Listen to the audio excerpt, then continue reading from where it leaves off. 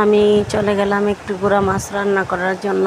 গুঁড়া মাছটা একটু কষা কষা ভুনা করলে পেট ভরে ভাত খাওয়া যায়, তাই একটু ভুনা করতে চলে গেলাম। যাই হোক, এতদিন মাংস খাইতে খাইতে আর মজা লাগে না, আর ভালো লাগে না, এই জন্য একটু গুঁড়া মাছ ভুনা করতে চলে গেলাম। তুমি মোর জীবনের ভাবনা, হৃদয়ে সুখের দোলা, নিজেকে আমি বলতে পারি, তোমাকে যাবে না ভোলা, তোমাকে যাবে না ভোলা। হাজার তারার বিনা তুমি, তুমি সুরের ঝঙ্কার।